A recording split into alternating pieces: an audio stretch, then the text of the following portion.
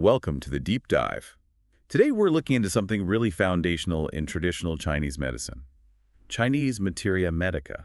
That's right, CMM. It's essentially the core discipline focused on understanding all the natural medicines used in TCM. So it's not just a list of herbs, right? It sounds much deeper. Oh, absolutely. It covers everything, where the medicine comes from, its basic nature, how you prepare or process it. What it actually does in the body, the conditions it treats. Exactly, and the theories behind it, how to administer it. It's really comprehensive. And the term itself, Materia Medica, or Gen Cos, that points to a long history, especially with herbs. Definitely. Herbs have always been central, but it's not static. CMM has evolved, hugely over centuries. Yeah, I saw the numbers. It's quite something. It starts with Shennong's classic. The foundation, yeah. And then you see the steady increase in recorded medicinals. Like the Tang Dynasty had around 844 listed. Mm-hmm. Then the Song Dynasty, it jumps to, 1558? Nearly double. Huh. And the Ming Dynasty. Up again to 1892. And nowadays, modern encyclopedias list thousands, over 5,700, even close to 9,000 in some texts. Wow.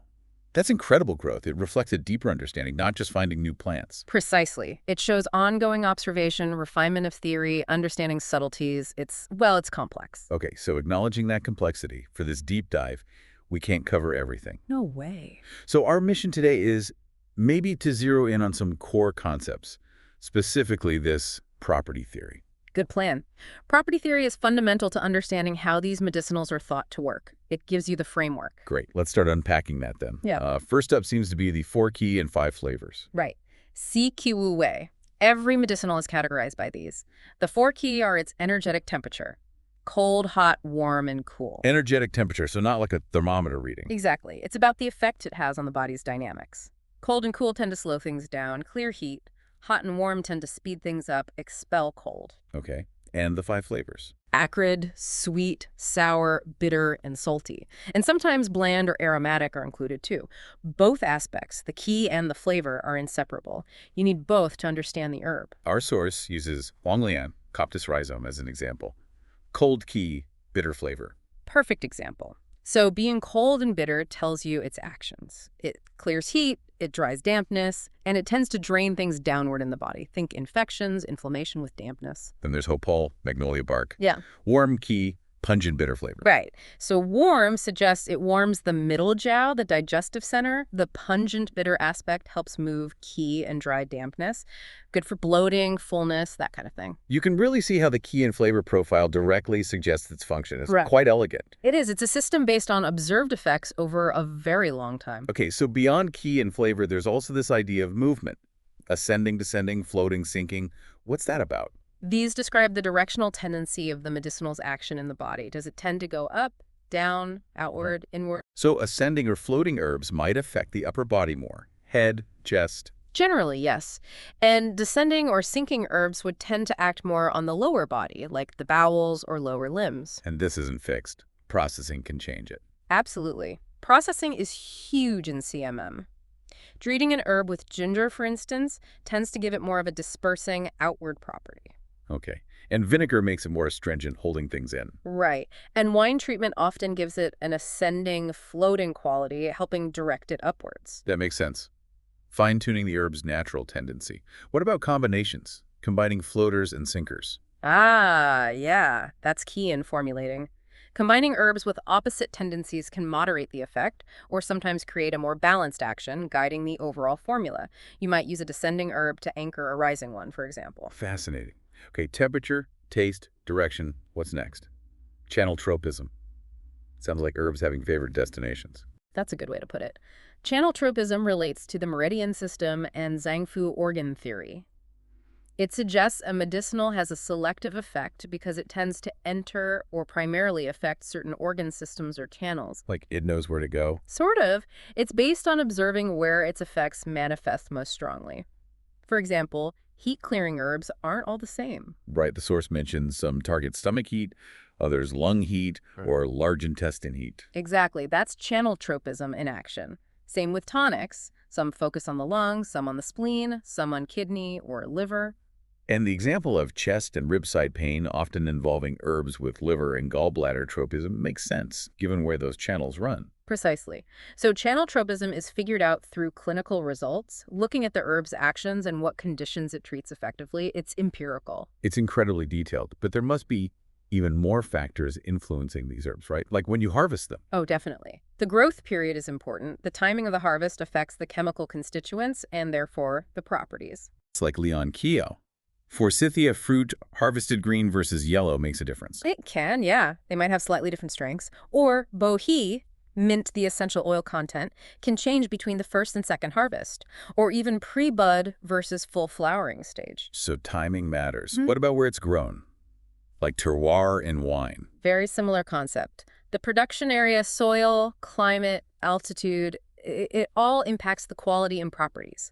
Baishao, white peony root, is often cited as an example where origin matters. Certain regions are famed for producing superior quality. And processing, we touched on it for direction, but it seems like a whole art form. It really is. Posy. It's fundamental. It can reduce toxicity, enhance certain effects, change the herb's nature. Often the processing method is part of the herb's name. Like Jingban Shi, ginger processed Pinellia. Exactly. Or Don Nanjing, bile-processed erythema, Kuche Hu, vinegar fried buplorum. Each signifies a specific change in the herb's action and focus. So it's not just flavoring, it's actually changing how the herb works therapeutically. Absolutely crucial. Even how you cook it, the decoction method matters, like adding some herbs near the end. Yeah, haoxia. That's for aromatic herbs like bohea or sha ran. They have volatile oils you don't want to boil off. Adding them late preserves those active components. Makes sense. And wrapping some herbs in gauze. Bao jin. Right. For things that are powdery or have fine hairs or are very small seeds, it keeps the decoction clear, prevents irritation in the throat, practical considerations. And storage. Must be vital for natural products, avoiding bugs and mildew. Essential. You need proper drying sun or baking, sometimes low temperatures. Using aromatic repellents like hujiao or xishen is a traditional method. Even storing certain herbs together like mudam pi with zeche seems to offer mutual protection against pests. That's clever. Nature helping nature. And ventilation, keeping things dry, occasional sunning, all key to prevent mildew and maintain quality. Okay, another crucial point. Incompatibilities. Like drug interactions, but with herbs. Exactly. Some herbs just shouldn't be combined. It can cause adverse effects or negate the benefits. The classic example is Li Lu. It's known to be incompatible with Rainshan, Shashan, Danshan, and several others. Knowing these is critical for safety. Absolutely. And finally, the source stresses species variation and toxicity. One name might not mean one specific plant. This is incredibly important. A common name might cover different species, and those species can have vastly different properties, including toxicity. Like Wu Jie, a toxic southern type versus a non-toxic northern one. Right. Or mutong, where there were different species used, including one, guan mutong, that proved toxic and is now forbidden.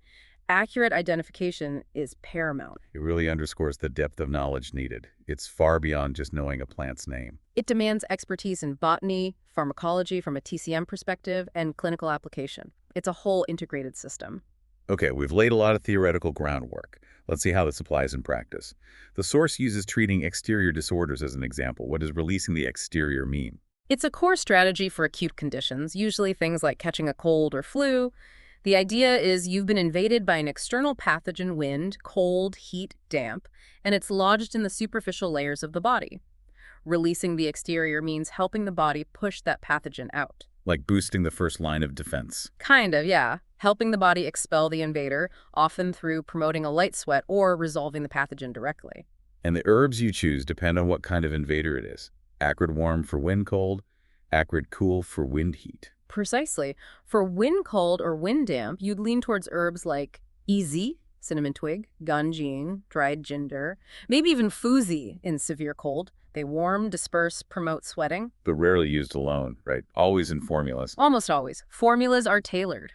If the wind heat is intense, you'd combine your acrid cool exterior releasers with stronger, heat-clearing, toxin-resolving herbs. Or if there's lots of dampness, add damp dispelling herbs. Or phlegm reducers for a cough. Exactly. And you always consider the person's underlying constitution. Are they qi deficient, yin deficient? That influences the formula too. It's highly individualized. The source mentions ma huang, xingren, and gunkao for cough with cold fluid. A classic combo. Yeah, ma huang tang derivatives. Ma huang opens the lungs and promotes sweating. Xingren descends lung qi to stop cough. Gankat harmonizes. And zi su ye, perilla leaf, is good for wind cold with digestive upset, key stagnation. Yes, it's great for that because it releases the exterior and regulates qi in the middle, helping with nausea or bloating often seen with colds, often used with ginger, fang fang. And speaking of ginger, shangjang, there's a caution good for cold patterns, but maybe not if there's heat signs like a dry red tongue. Perfect example of pattern differentiation. Even common remedies have specific indications. Jangjae, Schizonopaeda, sounds versatile, expels wind, helps rashes, stops itching, Yeah, and the charred form stops bleeding. right. Zhengzhe is a standard acrid warm exterior releaser.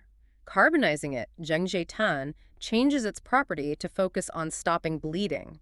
Another example of processing altering function. Then there's air fang tang for joint pain, using fang fang and fang ji, with cautions about fang fang indeficiency. A formula for Windamp B, or painful obstruction, shows how these principles apply to pain conditions too, always considering the individual's background.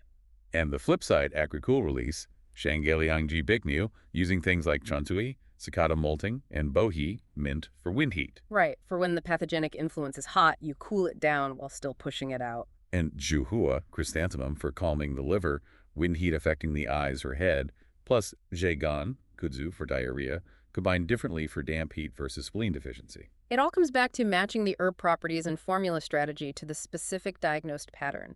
Even for something common like a cold or diarrhea, the approach is tailored. Okay, let's move to another major category. Heat-clearing medicinals. Sounds vital. Extremely. They address conditions with heat signs, fever, inflammation, thirst, infections, redness, sometimes constipation from heat, drying things out. Zimu, Anamarina rhizome, is the main example here. Bitter, sweet, cold. Clears heat, enriches yin, moistens dryness. That sounds like a powerful combo. It is. It addresses both the heat itself and the damage heat can do to the body's fluids, the yin. So it's used for high fevers with thirst, dry cough from lung heat, constipation from dry intestines, even that steaming bone sensation in yin deficiency heat. The source gives formula examples. Zishan 1, Zibaidi Huang 1, Air Musan, showing how it's combined. Exactly. Zibaidi Wan combines it with other yin tonics and heat clears for deficiency heat. Air Musan uses it with Beimu for cough with heat signs. The combinations refine the target. But there's a caution.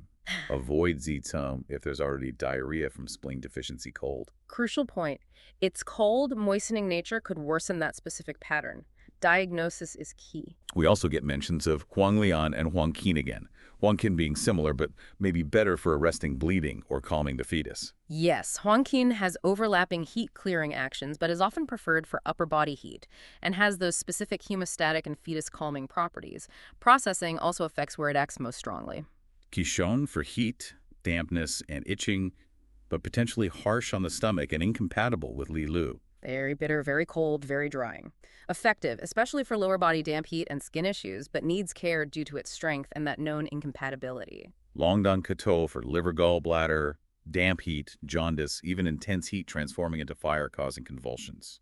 Sounds strong. Extremely bitter and cold, a go-to for clearing severe heat and dampness from the liver and gallbladder channels. Then Z, gardenia, Jinyanhua, honeysuckle, Liankio, forsythia, Dakingye, isatis leaf, all seem focused on clearing heat and resolving toxins, good for infections, fevers, swellings. Yes, that groom is really important for various infectious and inflammatory conditions, what TCM calls heat toxin.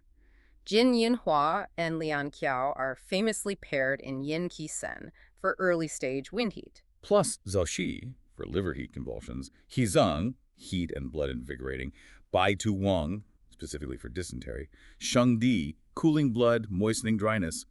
Quite a range. It shows the specificity. Clearing heat isn't one-size-fits-all. It depends on where the heat is, its intensity, and associated factors like dampness or toxin. And finally, the purgatives, Da Huang, rhubarb, and Mangxiao, glauber salt, for clearing heat via the bowels, with strong cautions, obviously. Right. Used for severe constipation due to heat accumulation. Da Huang also invigorates blood.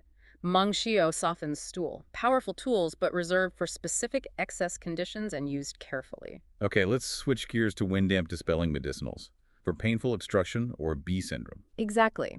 Bi syndrome involves pain, stiffness, numbness in muscles and joints, typically caused or worsened by wind, cold, damp, or sometimes heat. Think arthritis, rheumatism in Western terms. And these herbs are often used long-term, sometimes in tinctures with alcohol to help unblock channels. Yes, chronicity is common in B syndrome. Tinctures, pills, decoctions are all used. Alcohol is thought to enhance circulation and penetration of the herbs. Many are aromatic, bitter, warm, drying, so caution needed in deficiency patterns. Good point. Their warmth helps with cold, their aroma and bitterness help cut through dampness, but the drying nature can deplete yin or blood if someone's already deficient. Careful selection is needed. Kinjio seems versatile, dispels wind damp, clears deficiency heat, relieves jaundice, with formula examples like Kinjio tongue. It's unique because it can handle both excess pathogens, wind, damp, and underlying deficiency heat, making it useful in complex chronic conditions. Weiling Zhan is for unblocking channels and relieving pain, especially persistent pain or numbness. Very penetrating, known for its ability to move through the channels and collaterals, effective for stubborn pain and obstruction. Fangji focuses on dampness, unblocking collaterals, relieving pain. Differentiated use for damp heat versus cold damp, and cautions about its coldness and liver effects. Particularly good for edema and joint pain, where dampness is prominent. Its cold nature requires balancing if cold is also a factor, and monitoring is needed. Others mentioned Xinyankao, high tongue pea, contraindicated in blood deficiency, and the potent toxic Baihuashe snake for severe cases. These offer more specific actions, with Baihuashe being a powerful but potentially dangerous option for severe, stubborn wind conditions or spasms, used only by experienced practitioners. And the key is differentiating between cold, cool, and hot-warm types within this category based on the patient's sign. Absolutely essential for matching the herb's thermal nature to the condition's thermal nature. Next up, aromatic dampness-removing medicinals, focused on the digestive system. Middle jiao. Primarily, yes. They use aroma to wake up the spleen, move qi, and transform dampness that's causing digestive sluggishness, fullness, bloating, poor appetite, nausea, often with a greasy tongue coat. Also used for summer heat damp. Hopo, magnolia bark, is the main example. Quality varies by age and origin. Used for dampness obstruction, food stagnation, often combined with other qi movers. Hopo is a cornerstone herb here. Its aromatic and qi-moving properties cut through dampness and stagnation in the middle jiao effectively, often paired with kongzu or chenpi. Okay, on to diuresis-promoting medicinals. For edema, urination problems. Yes, they promote urination to drain excess fluid and dampness from the body. Used for swelling, difficult or painful urination, strangury, and other damp-related issues. Often combined with other herbs based on the root cause, and caution is needed in yin deficiency. Right. Because they drain fluids, they can potentially deplete yin if used improperly. Combining them addresses the underlying cause of the fluid retention, not just the symptom. Zuling, polyporous mushroom, promotes urination, leaches dampness. Good for yeast strangury, edema. Considered relatively mild, less likely to injure qi, often in formulas for urinary issues, especially with some heat. Awashi, talcum diuretic, clears heat, relieves summer heat. Used for various stranguries, even externally. A smooth, cooling diuretic, good for urinary heat and dampness, especially in summer. External use for damp skin conditions. Ichian Ka, Lessimakia, focuses on resolving stones, relieving strangury jaundice, removing toxins. Formula for bladder stones mentioned. A key herb specifically for urinary stones, particularly damp heat type stones. Also clears liver gallbladder, damp heat causing jaundice. And Chikian Z, plantain seed, for strangury, damp heat, but also diarrhea, eye problems, cough. Quite broad. Yes, it clears damp heat effectively from both the urinary tract and the bowels and can clear liver-lung heat affecting the eyes or causing cough. Very useful. Let's talk about warming the interior for cold patterns. Exactly. These herbs warm the middle jiao, digestion, rescue yang in collapsed states, warm the lungs, or stop bleeding caused by cold, addressing internal cold conditions. Ganjiang, dried ginger, is first, strongly warming. Formula for vomiting, cough, diarrhea mentioned. A powerful internal warmer, especially for spleen stomach yang deficiency and lung cold. More warming than fresh ginger. Wuzu dispels cold, warms channels, stops vomiting, diarrhea, relieves headache. Processing matters here too. Very warming, targets liver and stomach. Good for cold-related digestive upset and certain types of headache. Processing directs its action. Jin warms, dissolves cold fluid, warms channels, stops pain, disperses cold wind. Used for cough, wheezing, pain, dosage caution due to toxicity. Intensely warming and penetrating. Great for deep cold patterns, especially causing pain in the head upper body or respiratory issues with thin mucus. But toxicity means very careful dosage is required. Hujio, Sichuan pepper, strongly warms middle, removes damp, stops itching, kills parasites. Used for worms, eczema, and cooking. That pungent warmth is key for cold pain in the abdomen, vomiting, diarrhea from cold, and even topical use for itching or killing parasites. Then some cry-regulating herbs with warming properties. Muxiang, for spleen stomach stagnation. Tanxiang, moves qi, strengthens spleen stomach. Zhenxiang, descends qi, relieves pain vomiting. These aromatics help move stagnant qi, often associated with cold or dampness, causing digestive issues like distension and pain. Zhenxiang specifically helps rebellious qi descend. Dengxiang, clove, also warms the middle, defends qi. And Xiangfu soothes liver, regulates menses, stops pain. Big in gynecology. Comparison to Muxiang. Dengxiang is good for cold, causing hiccups or vomiting. Xiangfu is crucial for liver qi stagnation affecting menstruation or causing pain. Both move qi, but Xiangfu has a stronger affinity for the liver. Zhanlianzi and Zhu He for liver qi stagnation pain, hernia pain, differentiated by heat cold. Yes, addressing pain from constrained liver qi. Zhanlianzi is cooler, used more when there's heat. Zhu He targets hernia pain specifically. And rounding out this group, digestive aids like Shenku, Maya, Shanjia's, Lifuzi, and parasitic expellers, Shishunzi, and Benglong. Important supporting herbs. The first group aids digestion of stagnant food. The second specifically targets intestinal parasites, often combined based on the overall pattern. Okay, bleeding-stopping medicinals.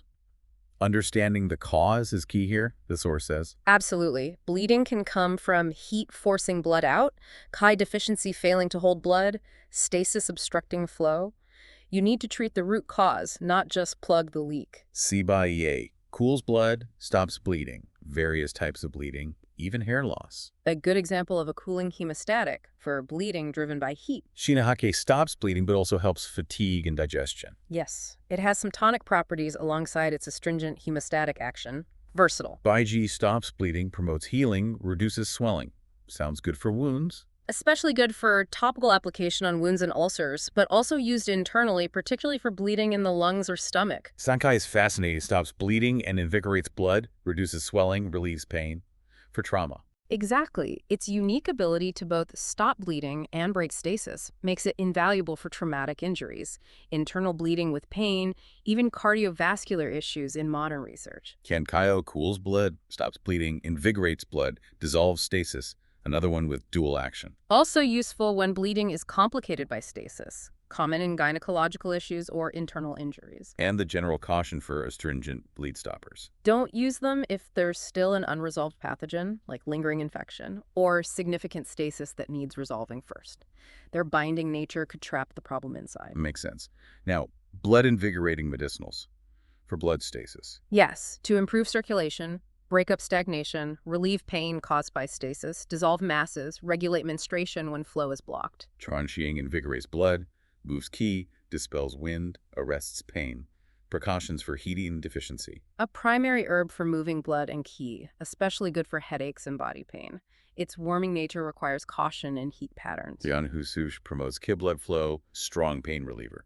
Wide applications. A major analgesic in CMM. Works by vigorously moving qi and blood to unblock channels and relieve pain almost anywhere in the body. Danshan invigorates blood, clears heat, calms the spirit. Cardiovascular, skin, sleep uses. Very widely used. Known for improving circulation, reducing inflammation, and having a calming effect. Good for chest pain, menstrual issues, restlessness. Others, Honghua, safflower, Toren, peach kernel, Niushi, a Caranthes guides downward, Willingzi, often with Puhuang, and the stronger Sanleng and Azu for breaking stasis. A spectrum of strength. Honghu and Taoren are common for menstrual pain or trauma. Niushi directs action downwards. Sunlang and Azu are heavy hitters for stubborn masses or severe stasis. Okay, on to phlegm-resolving and cough-relieving herbs. Differentiating hot versus cold phlegm seems key. Crucial. Is the phlegm thick, yellow, sticky heat, or thin, white, watery cold? This guides the choice between cooling or warming phlegm reducers. Bachan dries dampness, resolves phlegm, stops vomiting. For damp phlegm, formula air chen tong, toxicity noted. A cornerstone for damp phlegm and cold phlegm. Very effective, but requires processing, like with ginger, jiangbanqi, to mitigate toxicity. Air chen tong is the base formula for many damp phlegm conditions. Tian Nenjing is similar for damp phlegm, also toxic, used in formulas like Tian Nenjing Go for facial paralysis. Even more potent and drying than banshee, reserved for stubborn phlegm, wind phlegm causing obstruction, like in stroke or seizures, needs careful processing and use. Shuanfu Hua descends qi, resolves phlegm. Jigang opens lungs, resolves phlegm, benefits throat. Xuanfuhu is good when phlegm obstructs qi flow, causing cough or vomiting. Jigang guides other herbs upwards to the lungs and throat, helps expectorate phlegm, soothes sore throat. Beimu clears heat, resolves phlegm. Different types exist for different cough patterns. Yes, Chuan Beimu is more moistening for dry cough with heat. Ji Beimu is better at clearing heat and nodules. Choice depends on the specific presentation. Selecting cough herbs based on cause, combining them strategically. Xingren, apricot kernel, descends lung qi, stops cough, but needs caution, toxicity. Right? Treating the root cause is essential. Zhengren is very common for stopping cough and wheezing by directing lung qi down, but contains amygdalin, so dosage is key. Others include Baiqin, Tingli's Zi drains lungs, Pipaye cools lung heat, Zi Suzi directs qi down, Bai Gung ginkgo nut astringes, Majo Ling Kundonghu, Yunzi also calms spirit. Wow, so many options. It reflects the complexity of coughs. Each targets a slightly different mechanism or type of phlegm or qi imbalance. Yunzi is interesting as it expels phlegm and calms the mind. General precautions mentioned. Crushing mineral shells, toxicity awareness, overdose risk, caution with warm drying herbs and deficiency. Standard safe practice reminders. Many powerful substances in this category require knowledge and care. Wind extinguishing and spasm arresting medicinals next. For internal wind convulsions, tremors. Exactly. Internal wind is a TCM concept for neurological symptoms arising from internal imbalances, often involving the liver. These herbs aim to calm that internal wind. Lingyingjia, antelope horn, calms liver wind, clears liver heat eyes, clears heat toxins. Substitution for shi jino, rhino horn noted. Very potent, very cooling. Used for high fever with convulsions, seizures, severe headaches related to liver wind heat, water buffalo horn is the common substitute now. Tianama extinguishes wind, arrests spasm, relieves vertigo pain, soothes channels. A key herb for wind causing dizziness, headaches, numbness, tremors. Gentler than Ling Yang Jiao. Quan Shiyu, scorpion, and Wugong, centipede, extinguish wind, arrest spasm, relieve toxins pain. Strong stuff. Yes, these animal products are powerfully moving, used for severe spasms, seizures, paralysis, stubborn pain by unblocking channels and extinguishing wind. Dilong clears heat, extinguishes wind, unblocks collaterals, promotes urination. Gutang extinguishes wind, arrests spasm, clears heat, drains liver fire. Dilong is useful when there's heat and wind, like in febrile convulsions or stroke recovery. Gutang is particularly good for wind arising from liver heat or yang rising, causing headache, dizziness, or spasms. Often added near the end of decoction. Okay, orifice opening resuscitation medicinals. Sounds like emergency use. Very much so. Strongly aromatic substances used to revive consciousness when the orifices are blocked by phlegm, heat, or cold in acute collapse situations. Sheshingmus is featured, unblocks collaterals, widely used for unconsciousness. Strong precautions. Extremely potent and penetrating, used in tiny doses in emergency formulas. Its strong dispersing nature means it's contraindicated in pregnancy and needs great care. Bing Pian, Borneo, opens orifices, clears heat, relieves pain. Suhei Sheng, Styrex, opens orifices, transforms phlegm, arrests pain. Also aromatic resuscitatives. Bengqian is very cooling and good for pain swelling too. Su Hei Sheng is warming and addresses phlegm blockage. Shi Shangpu dissolves dampness, dispels phlegm, opens orifices. For clouded consciousness, head-face issues. Quality distinction noted. A gentler aromatic orifice opener, good when dampness or phlegm is clouding the mind or senses. Less intense than musk or borneol. Finally, the big category, tonifying medicinals, starting with ketonics for key deficiency symptoms. Right. For fatigue, weakness, shortness of breath, poor appetite, weak immunity signs, the body's fundamental energy is lacking. Ren Shan, ginseng, is the star. Strongly tonifies yuan qi, spleen lung qi, promotes fluids, calms spirit. Wide use, but contraindications too. The ultimate ketonic for severe deficiency or collapse, but its strength means it's not for excess conditions or certain types of heat. Dangshan, often used as a gentler alternative, tonifies middle jiao, augments qi, generates fluid as blood. Yes, Codonopsis is milder, focuses more on spleen lung qi, less likely to be overly warming or cloying, a very common substitute or complement to Ranshan. Hong qi, astragalus, augments wei qi defense, consolidates exterior, contains blood, promotes urination, helps abscesses, Formulas like Yuping Fang San mentioned. Key herb for boosting immunity, stopping spontaneous sweating, raising prolapsed organs, promoting tissue regeneration. Very important Kai tonic with broad applications. Baizu tonifies spleen qi, dries dampness, stops sweating, calms fetus. Gankao, literature tonifies middle, moistens lungs, relieves toxins, harmonizes formulas. Dazao Jujubde supplements middle qi, nourishes blood spirit, harmonizes. All fundamental ketonics, often used together. Baizu strengthens digestion and manages dampness. Ganka is in countless formulas for its harmonizing and mild tonic effects. Dazao is gentle, nourishing, and also harmonizing. Next, blood tonics for blood deficiency, pallor, dizziness, fatigue. Exactly. Nourishing the substance of blood, which relates closely to qi but is distinct. Shu Di Kuang, prepared Romania, enriches yin, nourishes blood, benefits essence, supplements liver kidney. Caution about its richness. A primary blood and yin tonic, especially for deeper levels of deficiency involving the kidneys and liver. Very nourishing but can be heavy, often combined with qi movers like Chen Pi. Dangoa supplements, invigorates blood, regulates menstruation, relieves pain. Huge in gynecology. The quintessential blood tonic for women's health, but used for men too.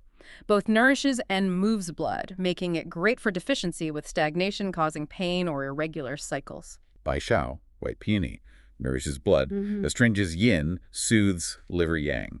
Contrasted with Qi Shao, red peony. Gentler blood nourishment than Shu Di also helps anchor rising liver yang and stop sweating. Qi Shao is cooling and strongly moves blood, clearing heat quite different. He Shu Wu tonifies essence blood, supplements liver kidney yin, astringes essence. For deficiency, premature graying. A popular tonic for blood and essence, believed to support longevity and vitality, needs proper preparation. Moving on to yin tonics for yin deficiency, dryness, heat sensations, depletion. Nourishing the cooling, moistening aspects of the body, counteracting signs of empty heat or dryness. Shondi, raw Romania, clears heat, cools blood, moistens dryness, promotes fluids. We saw this under heat clearing too. Yes, it has dual actions.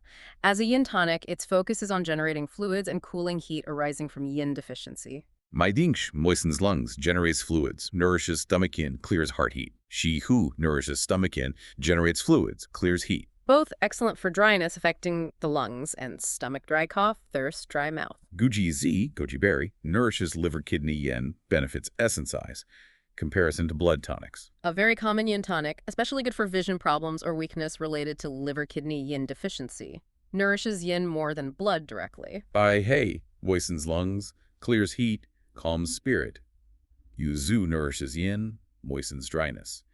Enjianzi tonifies liver kidney yin, benefits eye share. More examples targeting lung or kidney liver yin deficiency, addressing symptoms like chronic dry cough, low-grade fever, irritability, or signs of premature aging. Then yang tonics for yang deficiency, feeling cold, fatigue, weak function. Warming and invigorating the fire of the body, particularly kidney yang, which is seen as the root of all yang. Lu Rong, deer velvet, supplements kidney yang, boosts essence blood, strengthens sinews bones, potent stuff. One of the strongest yang tonics, used for severe deficiency manifesting as coldness, impotence, infertility, profound weakness.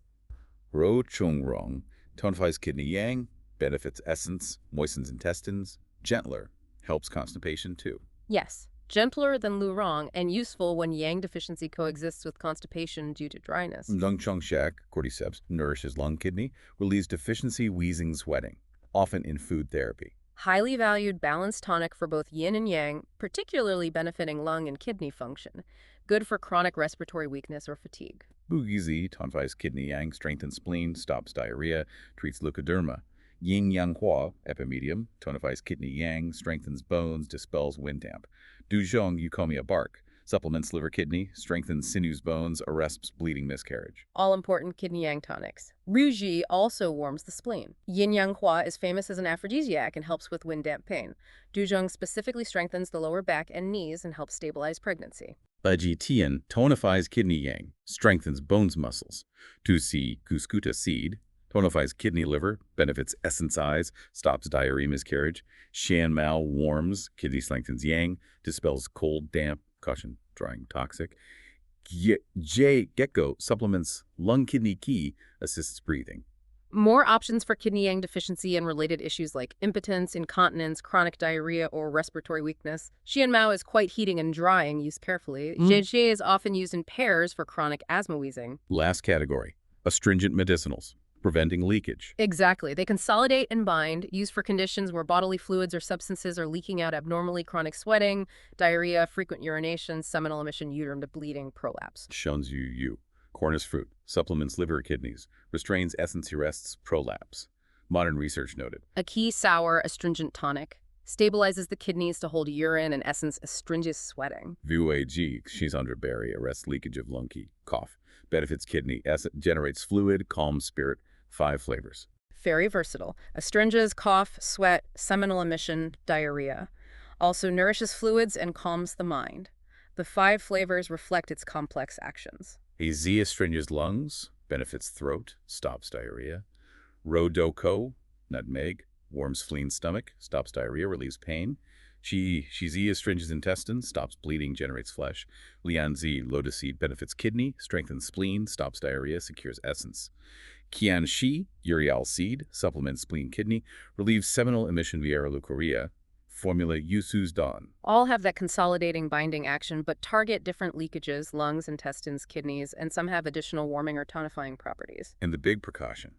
Don't use astringents if there's an unresolved pathogen. Correct. You don't want to trap the evil inside. Clear the pathogen first, then consolidate if needed. Also, caution if there's significant internal heat or stagnation. Wow. We have covered an immense amount of ground on Chinese Materia Medica's property theory. The 4 qi, 5 flavors, the directions, channel tropism. And all those influencing factors. Growth, origin, processing, decoction, storage, incompatibilities, species issues. It's incredibly detailed. Understanding these principles really gives you a much deeper appreciation for the TCM approach. It's not just herb X for symptom Y. Not at all. It's a sophisticated system built on centuries of observation, matching the specific energetic properties of a substance to a precisely diagnosed pattern of imbalance in a person. It's truly holistic in that sense. Each herb is seen in context and then combined skillfully. Absolutely. The art and science lie in that selection and combination to restore balance. So a final thought for you, our listener, to ponder. Considering this really intricate, nuanced understanding of individual herbs and how they work together in CMM, what could modern science potentially learn from this ancient system, especially about personalized medicine and more holistic views of health? Yeah, could there be insights here about synergy, about tailoring treatments to the individual's whole system, not just a disease label? Something to think about. Definitely food for thought. Join us next time for another deep dive.